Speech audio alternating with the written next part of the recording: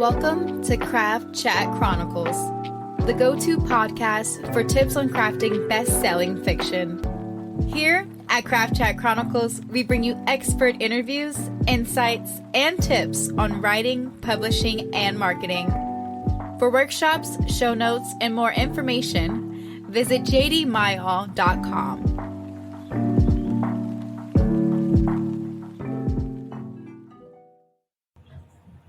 In episode 12, a mini episode of Craft Chat Chronicles that is audio only, today we're going to talk to author Ladarian Williams. He's a debut author whose novel Blood at the Roots has made the bestsellers list. Ladarian's going to talk about his publishing journey, his novel Blood at the Roots, and he's going to give you some insight into his debut year and some cool writing tips. Let's get chatty. I'm good. How are you doing? Doing well. Good. Can you tell me a little bit about your life before books? My life before books. Yeah. So I grew up in Alabama, small town, Helena, Alabama, which is actually inside the book, I was that theater kid doing choir. And I thought I was going to move to LA or New York when I was 18, but that didn't happen. And I went to college. I went to a small private arts Christian college for 2 years. That's where I got kind of like the reality of like, oh, you're a Black man doing theater. You are not going to get the same roles as everybody else. I only got one role, which was a slave in Big River. But, amen. So I eventually dropped out and went back home, and I was working at Taco Bell at the time, and I was just like, I can't keep living here. I need to be creative. I need to write. I need to be an actor at the time.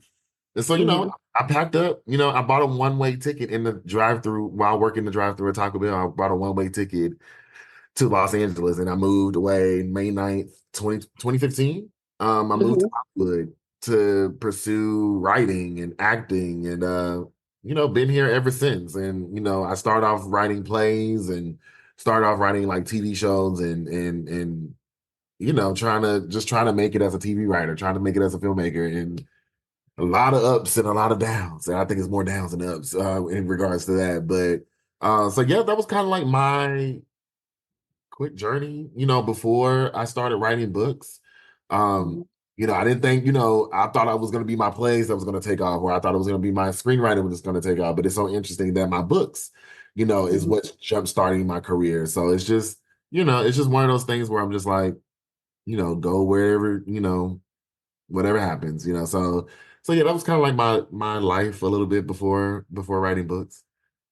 That's awesome. Can you tell me about your publishing journey? Yeah. So Blood at the Root was one of those scripts that I was writing. It wasn't supposed to be a book. And so I wrote it as a TV series idea back in 2020, because I kind of just grew tired of not seeing enough Black fantasy and not seeing us, in that realm. And so I wrote it as a TV pilot. Because I also tweeted, I was like, what if Harry Potter went to an HBCU? And then people were like, you got to make that, let's get it off the ground. And so I took that script idea, wrote it, and then me and my friends shot a whole short film in the middle of the pandemic. We shot it around LA, sneaking onto the UCLA campus, shout out to them because they didn't arrest us. And from there, I thought that, we had something very special. And we thought, I was like, okay, I'm thinking Hollywood is going to come calling. And eventually they didn't. And this story wouldn't leave me alone. So I was just like, well, how can I get the story out? And so my friend was like, yo, turn it into a book. You grew up reading books, so why don't you write it as a book? And at that time, I was like, nah, because this was a very tense time in our history. George Floyd, riots, there was a lot going on. And I was like, nah, I'm good. I think publishing, they're not going to want a book, about a Black boy, not dying, they're not going to want that. They're not going to want a full fantasy book that's based in the South, that's Black people, cussing and casting spells at the same time. Like this is not I want that. And so I was convinced to self-publish it because I was going to do all of that by myself. And I was working with an editor, black woman from Louisiana. She was like, Ladarian, you gotta traditionally publish this. She's like, you need a machine behind you. You need the resources because this can change something. And I was like, no. I was like, no, they're not gonna want this. Eventually she convinced me. And so I was like, okay, well, let's start submitting it to agents and publishers. And so we started submitting it. And we were getting rejections left and right. And everybody was like, nah, we're good. We don't really connect to the story. We can't, we don't know how to market this. And I was just like, I bet, because it's literally going against the grain. It's about a young black boy from Alabama who's not dealing with police brutality. He's not dying on the page. But eventually, I signed with an amazing agent, and we went on sub a year later. And Who's your agent? Peter Knapp at Park and Fine Literary, a Titan. He took a chance on this book, and and you did the traditional query route. Yeah, so I queried him around, this was May 2021, and we started working together August 2021. Awesome. And and then we didn't go on to sub to publishers until September 19th. And and I was so dramatic because I was like, oh my gosh, like this is about to be the longest year of my life of being on sub. But because we were Did you guys do any, I'm sorry to cut you off. Did you guys do any revisions? Oh yeah. That entire year. Yeah. So I thought I was done. When I signed with an agent, I thought I was done. And so yeah, because my agent Pete, he's very editorial. But it made me get the book in such a better shape before we went to publishers. And so we went on sub September 19th, 2023. 2022, I'm sorry, 2022. And we were getting, I think we got rejections in the first hour that he sent a first batch out. People were saying that, editors were saying that they loved the book, but they couldn't connect to the voice. And we all know that's kind of coded, right? They couldn't market it. They didn't have a vision for it. And at that point, I was like, I don't think it's gonna happen, Ladarian. I don't think it's gonna happen. Like, you might as well hang up this story. Because this was like October, like November rolled around, and then December. And publishing shuts down in December, basically. Like they don't. So I was like, if I don't get a book deal by the end of 2022, like it's a wrap. And my agent, he was like, no, let's keep going. And then January rolled around, and we got offers. We got like 3 offers from like 3 competitive publishers. And on January 19th, we signed a 3-book deal to Penguin Random House, and my imprint is Labyrinth Road. So, that's kind of like been like the up and down journey of Blood at the Root. Lisa Abrams, which is my amazing editor now, she offered on the book, and then 2 other imprints offered at a competitive publisher. And so they kind of like, had to go to auction, and she was like, I want this story. So she was like, this is how much we could pay him. And so we took it off the table, and we signed with Labyrinth Road January 19th, 2023. Awesome. That's exciting. Yeah. Yeah. So, and now we're here, now the book is out, and it's a New York Times bestseller. So I was just like, oh, that was literally a year ago. And now it's, it's just been so fast. It's been so long. It felt very long, but it felt very fast at the same time. How did you get the news that you made the New York Times bestseller list?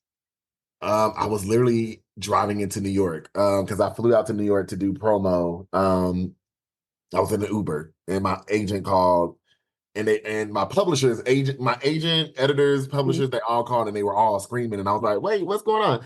And they was like, yeah. They was like, dude, you're number 5 on the New York Times bestselling list. And I was like, and I'm looking at like the New York skyline coming at me, like literally in the back of an Uber, and I'm trying not to scream. So yeah, that's how I kind of found out, very New York Times bestseller while going into the city of New York. It's that don't get any better than that. Awesome. How did you come up with the idea? Tell me the story behind the story. What made you think about the concept of Harry Potter at HBCU? It honestly was just random. It really was from a random tweet. Mhm, But I think as I like started writing the story, I mhm, was really wanting to see more representation from like especially like people from the South, especially like mhm, Black life in the South and like our spirituality. Because oftentimes in media and literature, like Black spirituality is demonized. And mhm, it's been like that for before media was even a thing. So, and it just trickled down generations to generations. And now, kind of having those conversations with like my friends or like my mom, about just our spirituality and how it influenced a lot, in our culture. And mhm, I wanted to do that because I felt like it was very demonized. And so, but I wanted to put it through the lens of a young 17-year-old Black boy from Alabama who has ancestral magic, mhm, who is a coming of age story because also I just feel like we really don't get a lot of those, right? We mhm, from the perspective of a young Black man, we don't really get that in YA fantasy. So I really wanted to tell that story truthfully, and I didn't want to center whiteness in the story. mhm, I didn't want the focal point of his story to be him just downtrodden, dealing with police brutality, like I didn't want him to be a I didn't want none of that. mhm. I wanted a story about this young Black boy coming into terms with his magic. And infusing a lot of like, my upbringing and my childhood into the story as well. So that's how that's kind of like the story behind the story.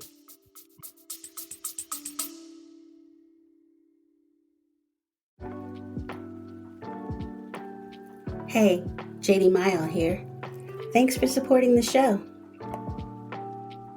Today's episode was brought to you by my debut novel, Heart's Gambit, coming to bookstores in February of 2026. 2 time-traveling Black families, 1 cursed magical duel, and the pair of star-crossed lovers who just might break the cycle if they don't break each other first. If you like the love and time travel of Outlander mixed with the magic of the night circus, don't worry, Heart's Gambit is coming soon. In the meantime, please support today's guest by running out and buying their book. Thanks for supporting the show. Now, let's get chatty as Craft Chat Chronicles continues. Love that. Love that. What do you think makes an engaging opening for a novel? Mm. So if you're an aspiring writer and you're trying to hook people from the very beginning, what advice would you give them? Hmm. Good question. I'm trying to think of like what I tried to make of it. When I did my when I did my own writing. I think for like, the opening line, maybe this is a lot of pressure on a lot of writers, but the opening line has to Mhm, like I wanted for me, my perspective, I wanted my opening line to be like kind of like the main theme of the book. To kind mhm, of express like what the book is about. So, the opening line in Blooded Through is Black boys like me don't have magic powers.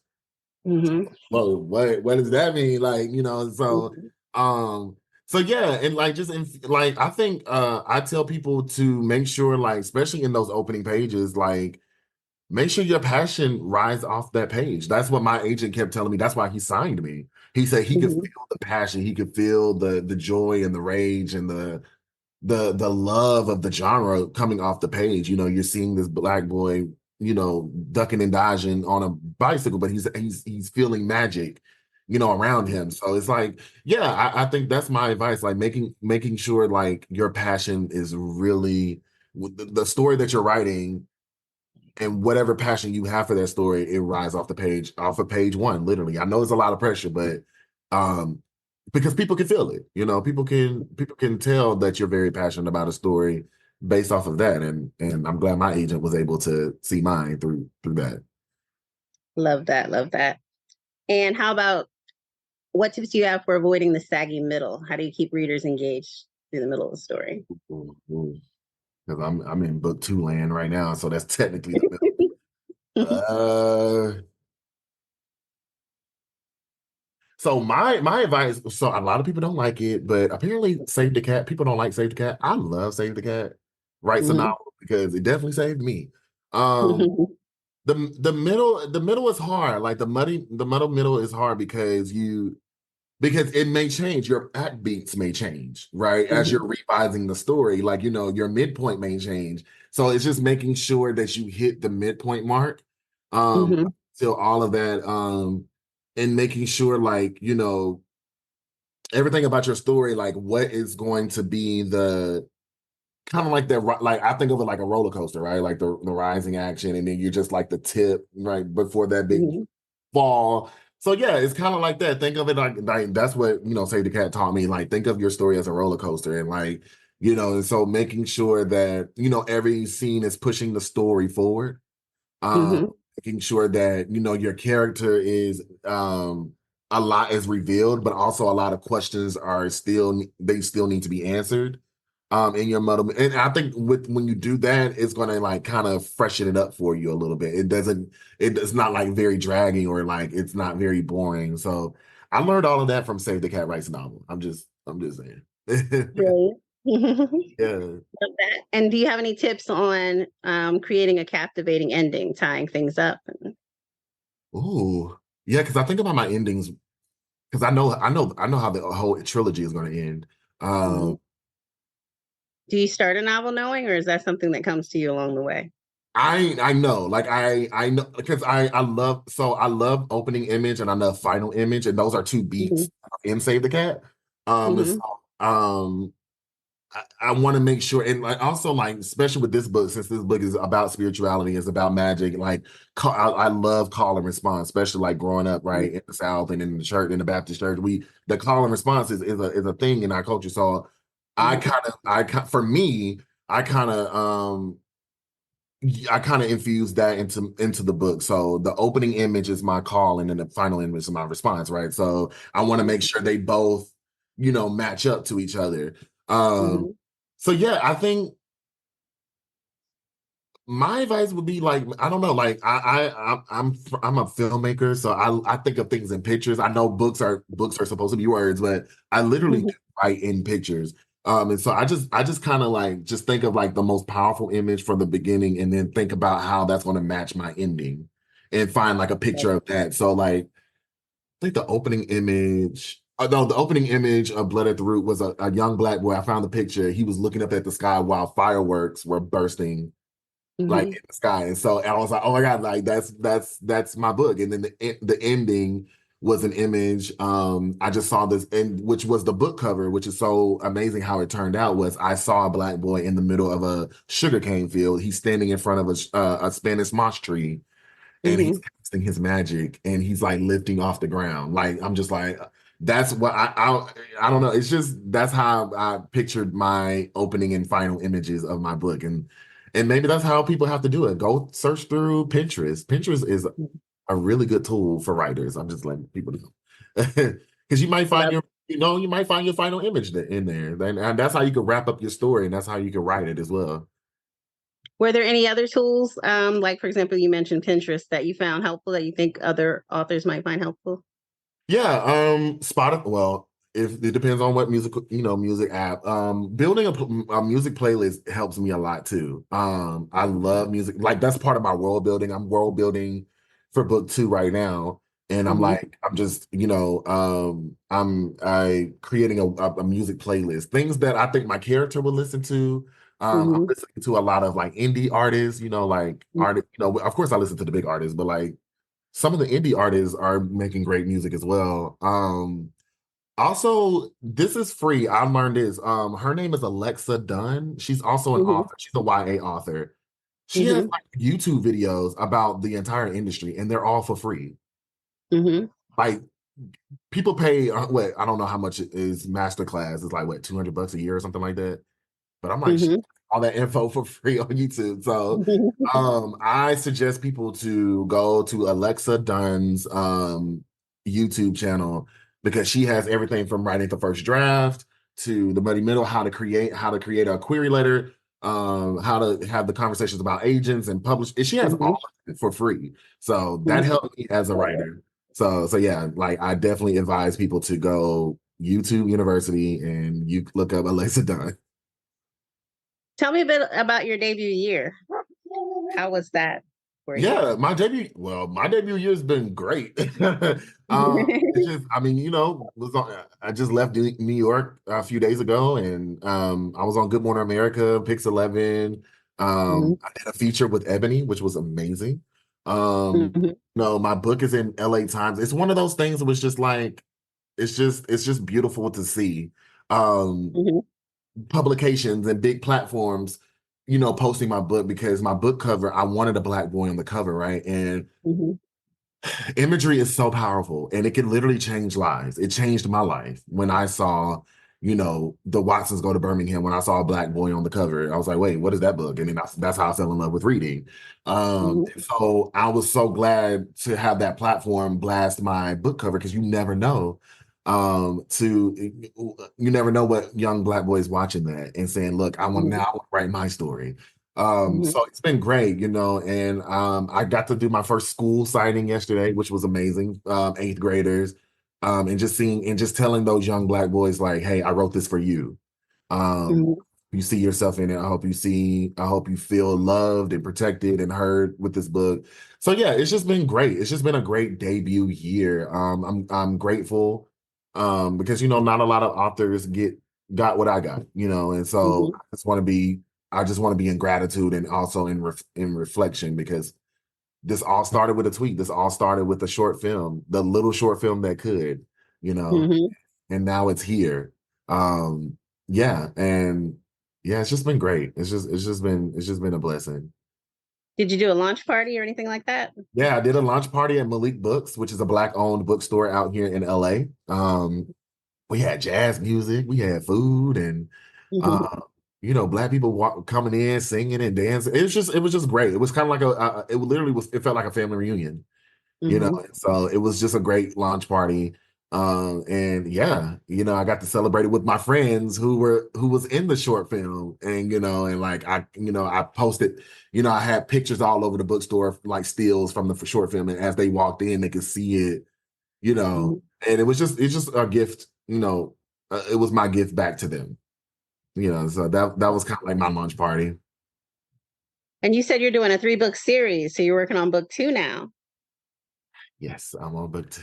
It's the first draft. So yes, I'm doing world. I'm actually got to get back to it, but I got to do my world building. I gotta write it, because my editor was like, okay, you had fun, you had a great time promoting book 1, but you actually have to work on book 2. So yeah, I'm definitely working on book 2, and then book 3 will be here when it be here, because it's not out in the world yet. Okay, and after this series, have you started thinking about what you're going to do after this? Yeah, I think I'm gonna stay in young adult. I definitely want to switch around in the genres of young adult, because again, my mission is to create, books, stories where Black boys get to be the focal point. They get to be the hero. They get to, experience love and heartbreak and family and friends, right? So I definitely want to continue that, but I also want to continue to kind of shake the table a little bit, and write books where Black kids feel seen and they feel, heard. But yeah, definitely, I definitely want to stay in YA, because I feel like it still needs some work as far in regards to representation. It needs some work, So I have some ideas. Hopefully my publishers buy them, because they're gonna. So yeah, I definitely have more ideas and more book series, and I also have a spinoff idea of Blood at the Root. So once people get to the 3rd book in that last chapter, I introduce a spinoff character. So that's fun. yeah, I don't want to say who it is, because it's a big spoiler. Yeah, so yeah, I definitely have more plans to come out with more stories in the novel world, publishing world. Yeah. What has been your biggest learning experience or surprise in the publishing industry so far? not a surprise because it's kind of like it's like that in I'm a playwright and a filmmaker, so it's like that in the theater world and Hollywood. Um, biggest learning experience is that you still have to fight for your story. Mhm. Always be an advocate for your story, right? Mhm. And this is not coming from a selfish place, but I go into a lot of bookstores, especially like Barnes and Noble, and just seeing that the placement of Blood at the Root is Mhm. not always in the best, and having people come to me on social media and saying Mhm. like, "Hey, we can't find your books. Like, we want to make sure that your books get a lot of visibility because again, if you look at a lot of the YA fantasy titles, you're not going to find a lot of black boys on the cover, right? So I Mhm. want to make sure when a young black boy walks into that bookstore, they see it. They see that Mhm. cover. They say, "Hey, mom," because I already heard it. I was in the bookstore in New York, and this black boy, when the worker moved my books, this young black boy behind me, he said, "Mom, look at that book. I want that book because that kid looks just like me." So it's Mhm. still a fight, and I'm still going to advocate for myself. And I always have to advocate for my art. And so that's kind of like the biggest lesson is to always advocate for your art because, you know, we still got a lot of ways to go. So yeah, that's a learning curve that I've been grappling with. That's great. What has writing taught you? To be bold. Mhm. Um, because I stand on the shoulders of like August Wilson, right? I stand on the shoulders of Toni Morrison and Zora Neale Hurston, and James Baldwin, and they weren't afraid to shake the table, right? Mhm. And Toni Morrison she teaches me like uh, not to center whiteness in our black stories because you know, our lives are just as deep. Our words and our way of living and the poetry and the language of the everyday people, right? It's always it deserves to be told as well. And so, because they did it, I have the chance to do it as well. And so I don't take that for granted when it comes to writing, because they paved the way for writers like me. And so I want to carry that torch, and so I always look to them. So yeah, that's what writing told it's just taught me, like always don't be afraid to shake the table, be bold in what you write and be unapologetic about your writing the way, writing about your people, writing about you and your upbringing, because everybody has a story to be told and it deserves to be told. So yeah, that's a big lesson I'm learning as a writer.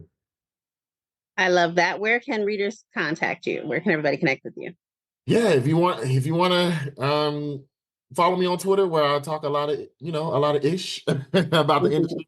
Um at it's Ladarian, Ladarrion. Also on Instagram, I try to be inspirational there. It's Ladarian, and on TikTok, yeah, it's Ladarian. That's where I am. Also Threads. I keep forgetting Threads because Threads is a thing now. So it's Ladarian across all platforms. Awesome. Is there anything you wanted to say in closing before we head out?